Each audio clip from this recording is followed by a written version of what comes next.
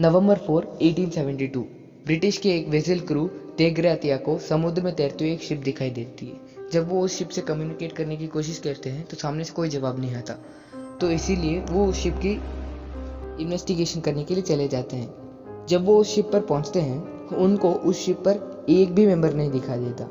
वो छानबीन करने की कोशिश करते हैं पर वहाँ पे एक भी क्रू का मेंबर नहीं होता। फिर उन्हें पता चलता है कि ये शिप समुद्र में 9 दिनों से बिना किसी क्रू या कैप्टन के ऐसे ही घूम रहा है। The haunted ship Mary Celeste. माना जाता है कि इसका क्रू आज तक किसी को भी कहीं नहीं मिला है। एक शिप जो यूरोप के कोस्ट तक पहुंचा with no passengers in it. तो आज के इस वीडियो में हम इसी haunted ship the Mary Celeste के बारे में जानेंगे। कहा जाता है कि जिसका क्रू मिड एयर में ही वैनिश हो गया।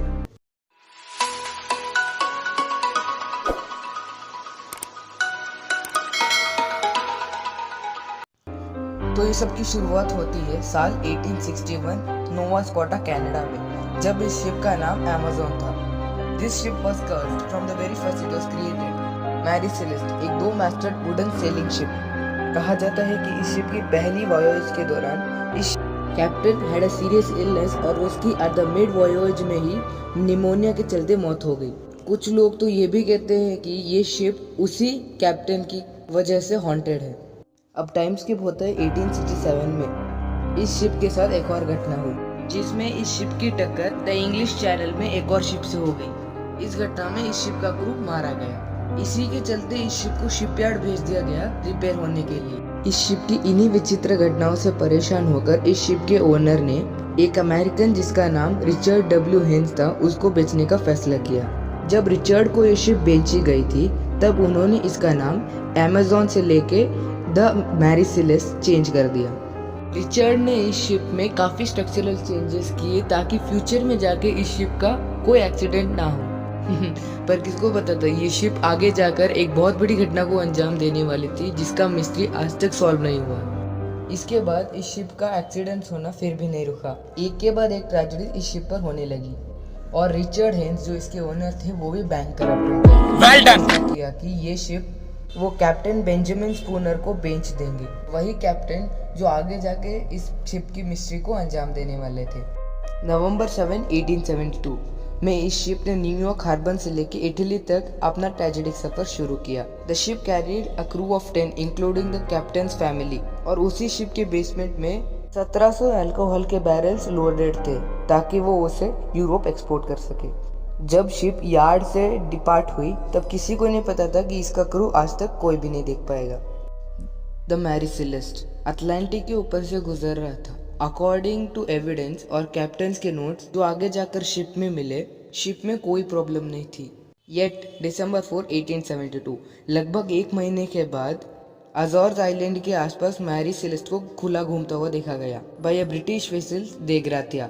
जब उन्होंने शिप की छानबीन की उस शिप में डेड साइलेंस के अलावा कुछ नहीं पाया गया, नॉट इवन द क्रू और not even the captain. Suspects ये भी कहते हैं कि ये शिप 9 दिनों तक बिना क्रू के ड्रास्टिकली अटलांटिक में घूमता रहा। इन्वेस्टिगेटर्स ये भी कहते हैं कि शिप में क्रू और पैसेंजर्स का सामान वैसा के वैसा पड़ा था और सारा सामान अपनी अपनी जगह पे वैसा ही था। आई विटनेसेस ये भी कहते हैं कि कुछ अल्कोहल के बैरल्स टूटे हुए थे। उस शिप में एक लाइफ बोट मिसिंग थी और शिप के पीछे एक रोप टंगी हुई थी। क्यूरियसली जब शिप के बेसमेंट में देखा गया तब वहाँ पे 3 फीट तक पानी भरा हुआ था। ये शिप में हुए होल की वजह से हो सकता है। फिर उस शिप को फर्दर इन्वेस्टिगेशन के लिए यूरोप भेजा गया। तब कैप्टन मोरहाउस ने लंदन के अथॉरिटी जनरल को कांटेक्ट किया टू इन्वेस्टिगेट द शिप, इससे पहले कि अमेरिका अपनी शिप को वापस मांगे। काफ़ी इन्वेस्टिगेशन के बाद भी इन्वेस्टिगेटर्स पता नहीं लगा पाए कि उस शिप के क्रू के साथ क्या हुआ। पर हाँ, लोगों ने काफ़ी थियोरी सजेस्ट की पर अपनी अपनी थियोरी को लेकर कोई भी कॉन्फिडेंट नहीं है। तो चलिए इन थियोरीज के थ्रू डिस्कस करते हैं कि उस दिन इस शिप के क्रू के साथ क्या भयानक घटना घटी थी।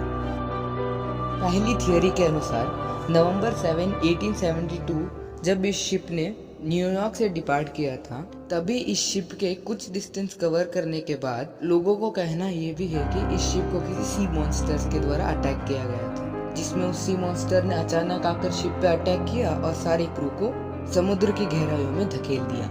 और ये थियोरी ये भी सजेस्ट करती है कि इसीलिए पैसेंजर्स का सारा सामान अपनी अपनी जगह पे ही था। मैं पर्सनली इस थियोरी को लेकर इतना कॉन्फिडेंट नहीं हूँ। आपकी क्या राय है मुझे नीचे ज़रूर बताना।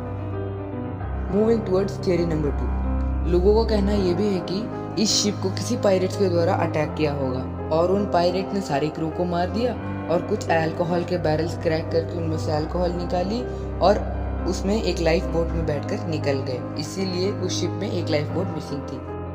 थियरी नंबर 3 ये सजेस्ट करती है कि जो शिप में अल्कोहल के बैरल्स पड़े थे वो काफ़ी इन्फ्लेमेबल थे और उसके अंदर का अल्कोहल इन्फ्लेमेबल होने के साथ साथ काफ़ी जल्दी इवोपरेट भी हो जाता था और वो इवोपरेटेड अल्कोहल काफ़ी पॉइजनस हुआ होगा।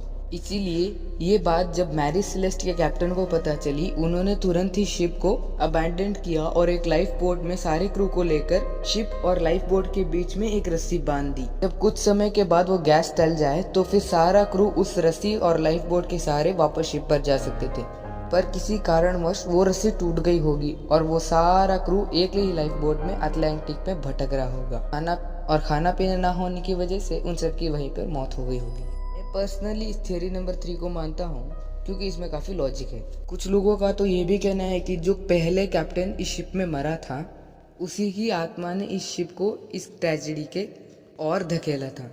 ये थियरी उन लोगों के लिए है जो भूत प्रेत में विश्वास करते हैं, पर फिर भी आज तक ये प्रूव नहीं हुआ कि एक्चुअली उस मैरी सेलेस्ट में उन क्रू और कैप्टन के साथ क्या हुआ था। ऐसी ही मिस्ट्रीज समुद्र और शिप में बहुत बार होती रहती हैं। आपका क्या ख्याल है ऐसी मिस्ट्रीज के बारे में मुझे नीचे कमेंट करके ज़रूर बताना। और अगर आपको ये वीडियो पसंद आई तो इसे लाइक कर दीजिएगा और अगर मेरा कंटेंट आपको पसंद आता है तो चैनल को सब्सक्राइब कर दीजिएगा।